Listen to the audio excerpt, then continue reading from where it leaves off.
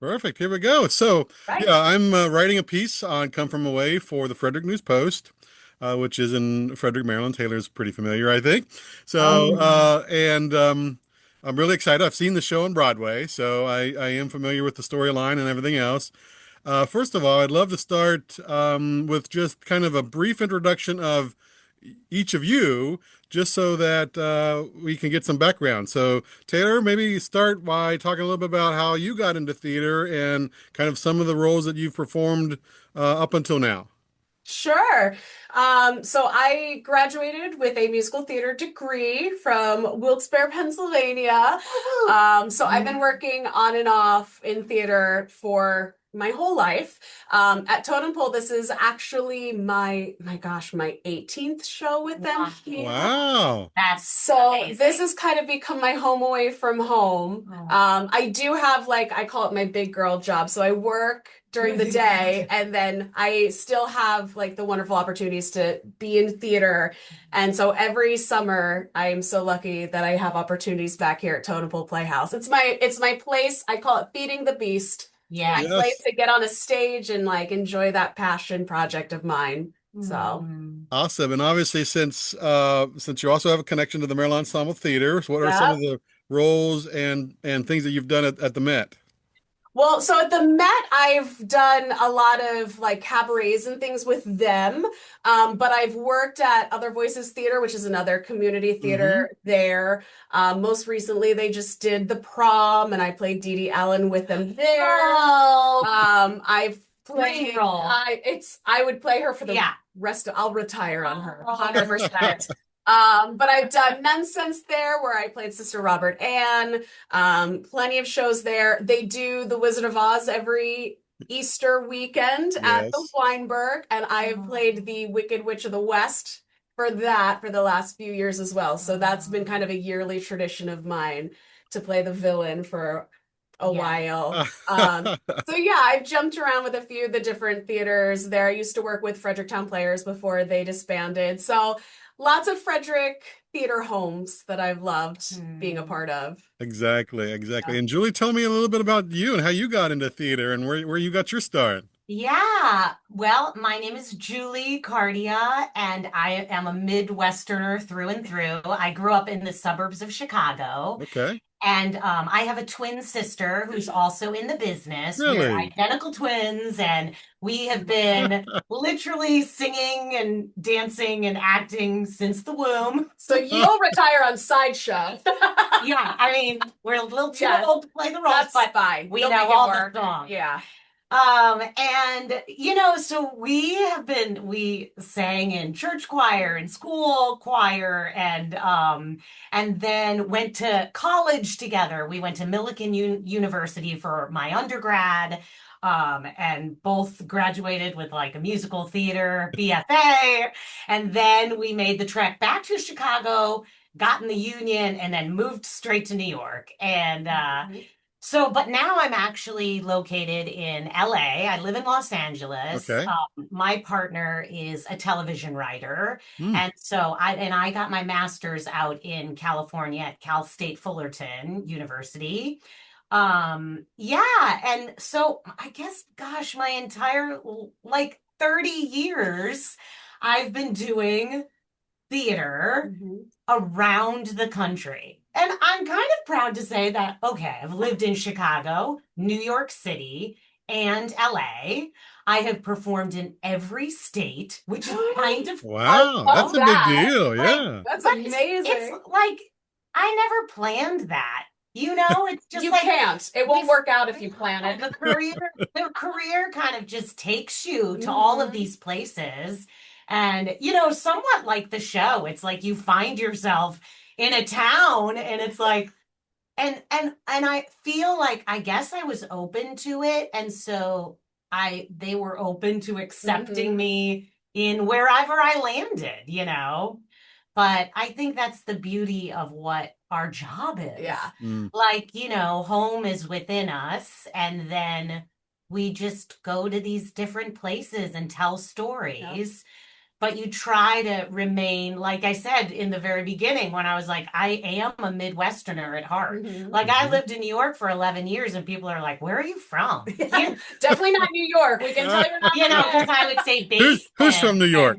Yeah, right. So, and LA is certainly not like very an different. LA person. I'm just who I am, Yeah. right? So anyway, I think kind of that's the beauty of like what we do. Like you go to the places, you bring yourself to a role, to a character, and then you get the opportunity and the blessing to step into whatever that is each night. Mhm. Mm. Yeah, and I know that since this is Taylor's 18th production of Totem Pole, is this your first?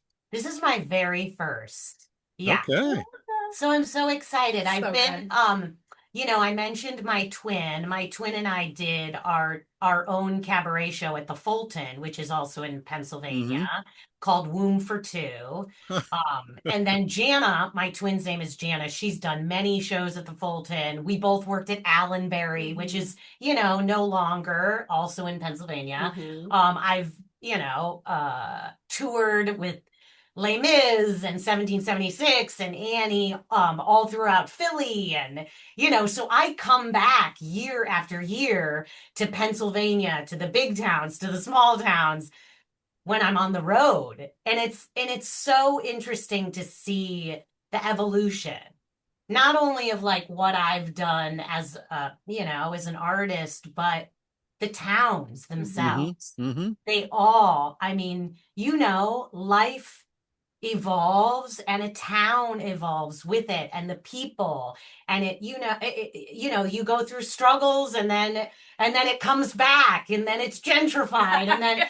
so it's really cool to be at this age and to have I guess seen that in my 20s and now I'm 50 something and yeah so it's like that's it that's I never planned that Yeah. but it's cool. Yeah, that's amazing. So before we get into dive into Come From Away, so Taylor, what is your favorite role that you've played up until now? What show Oh, or role have you played? And likewise, I'll ask Julie. So Julie gets a little bit more time to think, but go oh my gosh. It's always so hard to answer this question. Yeah. Oh my gosh. Yeah. I will say probably as recently, I will do one that's a little bit more recent. I did Clue, and I Oh, wanted to do that too. Who'd you play? yes, I played Miss Peacock. Oh yeah, I want to play.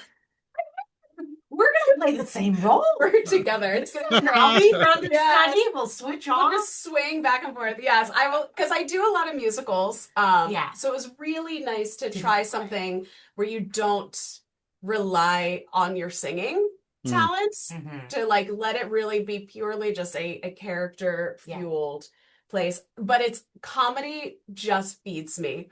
There's something about making an audience laugh Hmm. and bringing joy that is just the greatest part. Like I have to almost calm myself as an actor on stage when I know that like a line's coming up that the audience is gonna love, even if I'm not saying it, just anybody. And you have as an actor have to, you don't know it's coming. Right. You have to really be in the moment. But inside I'm like, they're gonna think they're this is so funny.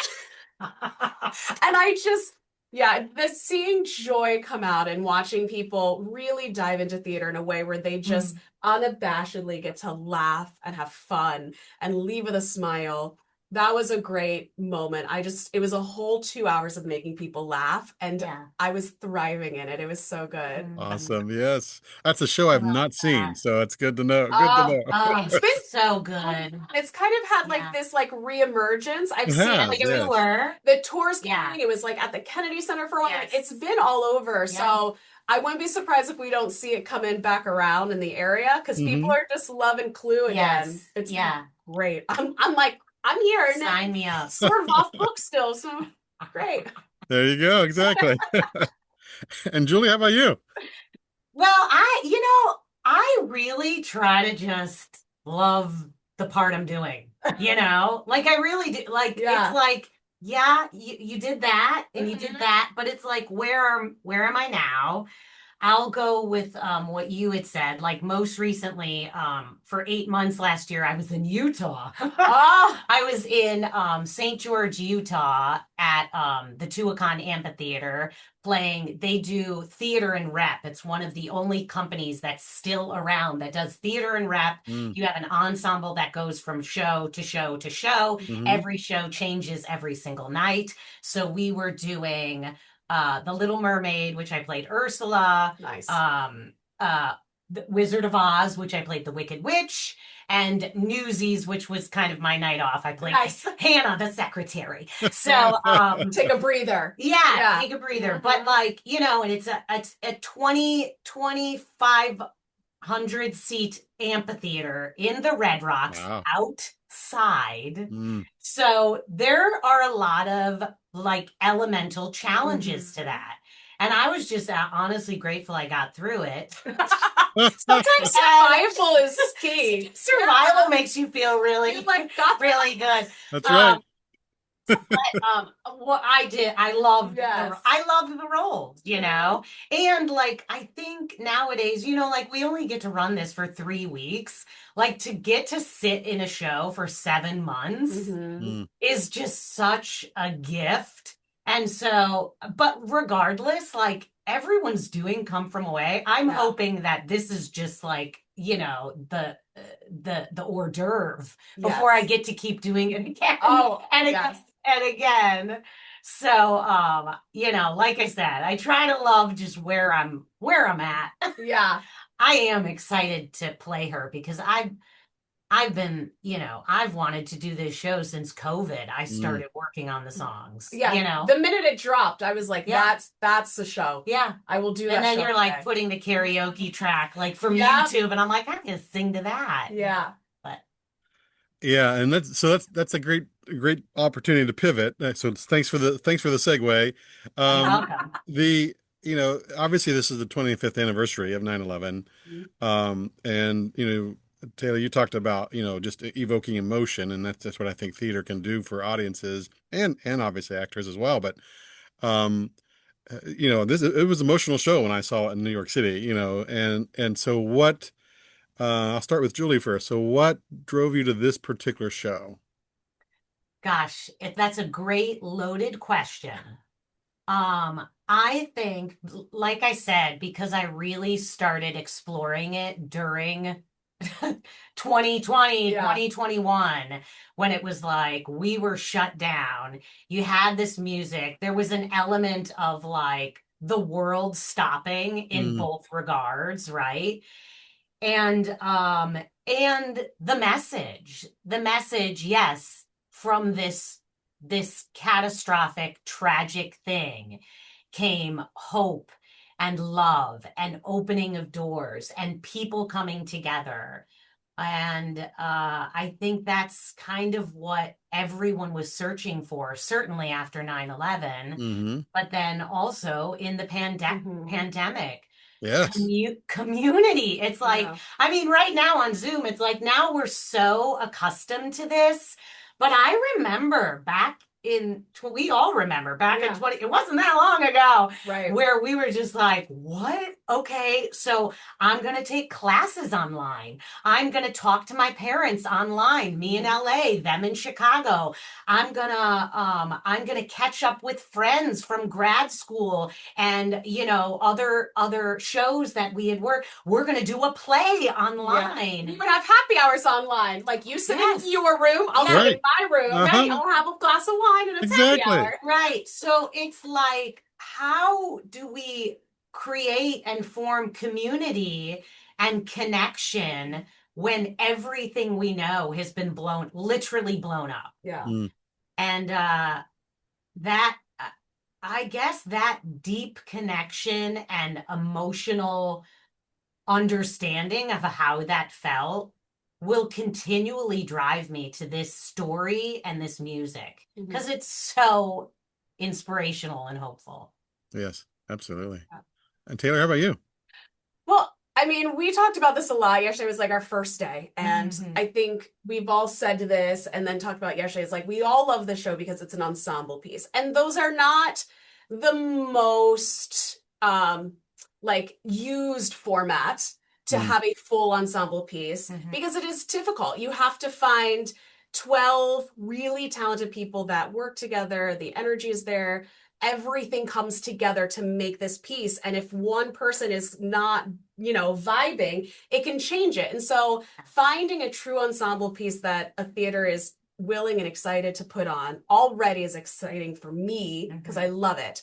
And it brings a bunch of individual actors together that all come in with their own very big personalities because we're actors. But we bring our individuality to the table and then we come together as an ensemble. And it's this beautiful thing to witness when you really start to feel that rhythm and you start to own the show and the story as this group of individual people, most of us never met before, and come together and tell the story. And I think because especially this story, that's literally what it's about. It's about celebrating all these individual stories of people, different backgrounds and lifestyles, religions, beliefs, ages, everything about the stories we're telling are all individual stories.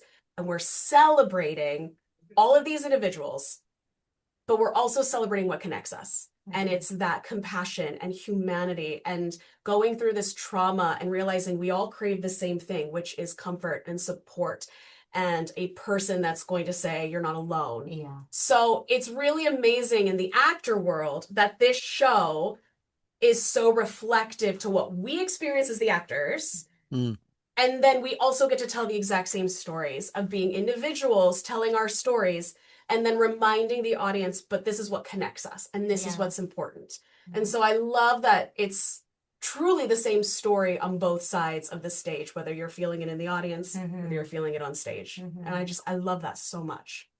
And I love what you said about us all coming from, this story is about everyone coming from different walks of life, background, religious background, races, and that we find a rhythm.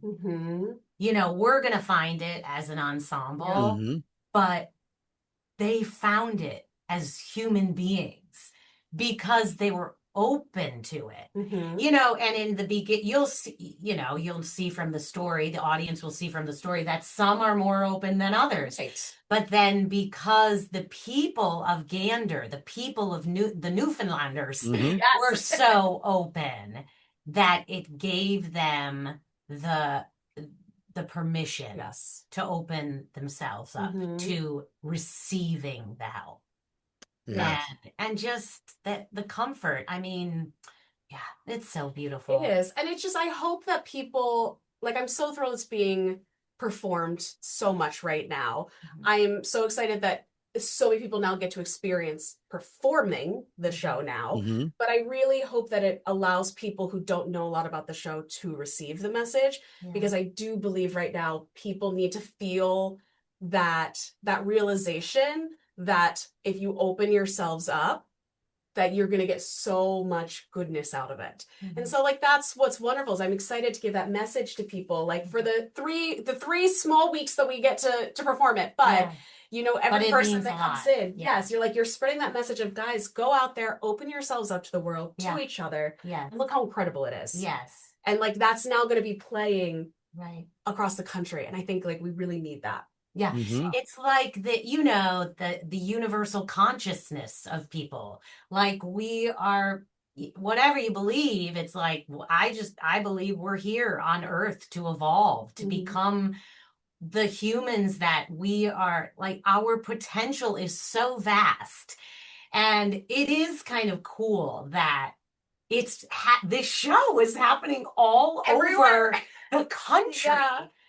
And to think that moment, I mean, maybe it is this time and moment that people weren't ready to, I don't know, kind of go there. But it's this universal consciousness that now we're ready. We're bringing it and we're ready. And people don't come to a show called Come From Away by accident. Right. I mean, not everyone knows it, but I imagine if you don't know it, you're like, what is this? Right. But I'm open to it because I'm sitting in the theater seat. I'm here for the next hour and a half, 2 hours. So that's really cool, Yeah, I'm Yeah. excited. And I'm glad you mentioned that it's an ensemble piece because, I think you're right. There's so many characters as you both alluded to in some ways that as a piece, as a written piece, how challenging can you imagine it would be to put all of these different characters and Oh, storylines essentially together? Because there's yeah. not, I mean, there is a common thread. Obviously, they're all stranded Yeah. together on the rock, but how of a masterpiece it was to put together Yeah. different characters and these different Mhm. storylines together. Yes. Yeah. Yeah. Yeah, I've watched so many videos, as I'm Same. sure you both have, about the Yeah. creators, that husband Mhm. and wife that were Hmm. just like, and they melded certain characters together, Right. which is such a cool, because they wanted to tell, such intricate stories, but it's like, okay, we only have 2 hours. Right. How do we weave this? So it is masterful. Mhm. And I think this musical, when you watch it, because it seems so seamless, but it is deceivingly difficult to learn Ah, yes. as we're experiencing in real time. Like, we Hmm. all did our homework before because we Mhm. don't have a ton of time, Right. 10 days or whatever, Yeah. but still it's deceiving. Mhm. Because everything is underscored, you cannot miss a beat. You get on that train and Goes. you've got to be conscious. With or without you, it goes. Uh-huh. So you got to stay with it. Train, plane, whatever. Yes. That's right. Yes, 100%. And I think too, like our director said this to us yesterday, which I love, is that we really have to find ways to tell these stories of these people that we ourselves might not truly understand or connect with, right? Like a lot of actors, we always come in and you take the idea of a character and you're like, I'm going to make this my own. But now we're telling real stories Mm. of real people that experience this. And so I think what's both challenging but also beautiful is like, I have to sit here and go, who was this person? Mhm. How do I tell their story best? Is there parts of me that I didn't even realize that I do connect with this person? And you kind of start discovering a little bit more about yourself Mhm. because you are playing so many different characters from so many walks of life that you actually will start discovering, like, oh my gosh, I actually have a lot more connection to this person than I realized at the beginning. And then you kind of start putting your own truth into it, which is really exciting. But I feel such a responsibility to truly tell the stories of these people because they are so important and so impactful, and do it authentically Mhm. so that people really do believe that when they're sitting in those seats, they're seeing Beverly, they're Yeah. seeing Diane, they're like almost getting to know these characters Yeah. and these people that existed and lived through this. And Yeah. I want to be able to provide that. So it's not like Taylor did a great job up there. No, It is a, yes. oh my gosh, the stories Yeah. of these Mm. people were incredible. And like that's something that I really take to heart. Yeah. So, And how you said it's that is our responsibility, because also hopefully, you know, anyone which was probably everyone who helped anyone during mhm. that period of time, whether you were there in New York City or anywhere else in the country, um, we're the mirror. Yes. You were the hero as well to somebody else, Mm. Beverly, the character that I'm playing, was a hero to someone else. Mhm. And Annette, the other character, she was a hero to helping these people get supplies and services and just lending an ear and a shoulder to cry Mhm. on. That is the mirror we're holding up to our audience, because they were heroes as well in their own way, in their own communities. Yeah. Yeah, Yeah. it's a real pretty deep message. Yeah. And maybe now you can see how what you did that maybe you didn't realize was a heroic response, or Mhm. you thought was such a small thing, which is really just maybe checking up on somebody or being Yeah. a support system. You now get to see how impactful that is Mhm. because you're watching these stories of people who talk back to like when we were in this town and the people we've met, lifelong friends, lifelong family now. Yeah. And you think, wow, maybe this, like what I thought was small or barely significant was actually so very impactful on who I was with that it kind of changed the course of how they experienced what we all went through during 9/11. And I think it just makes you feel like you have given back to your community and your people, and hopefully it makes you feel like you have connected. And I think that's the biggest message of the show. Yeah. And it was technically such a small moment, right? Because it's a moment in time, right? And in the entire lifespan of a person, it was just a few days, essentially. And yet we're still talking about it 25 years later, and 100%. a major play or musical has been produced because of it. So I think it's who would have thought? I'm sure they didn't think, right. That this would be such a spoken of moment. Yeah. And how like people have embraced it, truly. Mhm. And it makes you know that there are so many stories like that across the country. Like Billions. This happened so often. So hopefully it's like telling this story lets others know that they made a difference. And I think that's huge. Yeah. And let's talk about the duality of roles, because I think, I mean, pretty much the entire cast plays more than one part, right? If I remember seeing the cast list. So like, how do you get into that duality of basically two or more characters in a production like this? Yeah, our director and our dialect coach, we talked about that a lot because so again, you're stepping into Beverly Bass, who's one of the characters I play. She is a real woman. Mhm. That, she became a pilot in 1986, the first A American pioneer pilot, airline right? Yeah. pilot. Like that's incredible that we're telling her story. Yes. And then also on the flip side, we're telling a story of she was named the character's name is Annette. She was a Newfoundlander. And she may have been an amalgamation of maybe a couple of like school teachers or whatever Mhm. within Newfoundland. And, so yes, it's going on the outside. Yes, it's going to be costumes, a coat, a hat. Take off the coat, right? Mhm. Also, it's going to be dialect. Like Beverly Bass is from Texas. Right. So, of course, she'll have a Texan dialect, But then Annette is from Newfoundland. So, you got to go into your Newfoundland, right? So, that is going to help you, kind of like switch over quickly. And then the other thing is just kind of what you were talking about was instead of like putting on a character, you're inhabiting the human. Mhm. As our director said, you are stepping into the shoes. So as much as you can physically, emotionally inhabit it, and that's going to walk differently than Beverly, who is like, she knows she's in charge. Now, not to say Annette doesn't know, but Beverly's in charge of an aircraft and her crew and her passengers. Annette is in charge of children. So there's going to be a much more nurturing quality to her. And anyway, and again, we're still just exploring the inhabiting of these humans. But there's so much given to us because it was real. Right. So that's cool. Yeah.